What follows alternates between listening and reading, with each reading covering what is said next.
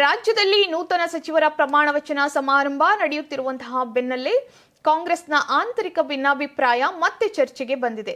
ಲೋಕಭವನದಲ್ಲಿ ನಡೆದಂತಹ ಕಾರ್ಯಕ್ರಮಕ್ಕೆ ಮಾಜಿ ಮುಖ್ಯಮಂತ್ರಿ ಸಿದ್ದರಾಮಯ್ಯ ಗೈರು ಹಾಜರಾಗಿರುವುದು ರಾಜಕೀಯ ವಲಯದಲ್ಲಿ ಕುತೂಹಲವನ್ನ ಮೂಡಿಸಿದೆ.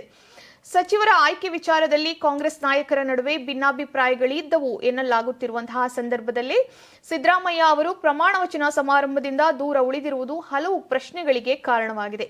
ವಿಶೇಷವಾಗಿ ಎಂಎಲ್ಸಿ ಗಾಯತ್ರಿ ಶಾಂತೇಗೌಡ ಅವರ ಹೆಸರು ಕೊನೆಯ ಕ್ಷಣದಲ್ಲಿ ಸಚಿವರ ಪಟ್ಟಿಯಿಂದ ಕೈ ಬಿದ್ದಿರುವುದು ಈ ಬೆಳವಣಿಗೆಗೆ ಮತ್ತಷ್ಟು ಮಹತ್ವವನ್ನ ನೀಡಿದೆ. ಗಾಯತ್ರಿ ಶಾಂತೇಗೌಡ ಅವರಿಗೆ ಸಚಿವ ಸ್ಥಾನ ನೀಡಲು ಸಿದ್ದರಾಮಯ್ಯ ಒಲವನ್ನ ಹೊಂದಿದ್ದರು ಎನ್ನಲಾಗ್ತಾ ಇದೆ. ಅಂತಿಮ ಹಂತದಲ್ಲಿ ಅವರ ಹೆಸರು ಕೈಬಿಟ್ಟಿರುವುದು ಸಿದ್ದರಾಮಯ್ಯ ಅವರ ಅಸಮಾಧಾನಕ್ಕೆ ಕಾರಣವಾಗಿದೆ ಎಂಬ ಚರ್ಚೆ ಕಾಂಗ್ರೆಸ್ ವಲಯದಲ್ಲಿ ನಡೆದಿದೆ. ಇದರ ಬೆನ್ನಲ್ಲೇ ಸಂಪುಟ ವಿಸ್ತರಣೆಯ ದಿನವೇ ಸಿದ್ದರಾಮಯ್ಯ ಕಾರ್ಯಕ್ರಮಕ್ಕೆ ಗೈರಾಗಿರುವುದು ರಾಜಕೀಯ ಚರ್ಚೆಗೆ ಗ್ರಾಸವಾಗಿದೆ. ಆದರೆ ಅವರ ಗೈರು ಹಾಜರಿಗೆ ನಿಖರ ಕಾರಣದ ಬಗ್ಗೆ ಯಾವುದೇ ಅಧಿಕೃತ ಮಾಹಿತಿ ಹೊರಬಿದ್ದಿಲ್ಲ.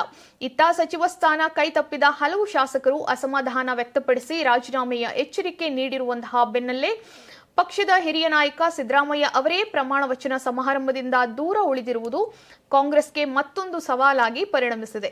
ಹೀಗಾಗಿ ಸಂಪುಟ ವಿಸ್ತರಣೆಯೊಂದಿಗೆ ಸರ್ಕಾರದೊಳಗಿನ ಹೊಸ ಸಚಿವರ ತಂಡ ರಚನೆಯಾದರೂ ಕಾಂಗ್ರೆಸ್ನೊಳಗಿನ ಅಸಮಾಧಾನ ಮತ್ತು ಕೊನೆಯ ಕ್ಷಣದ ರಾಜಕೀಯ ಲೆಕ್ಕಾಚಾರಗಳು ಇನ್ನೂ ಮುಂದುವರೆದಿದೆ.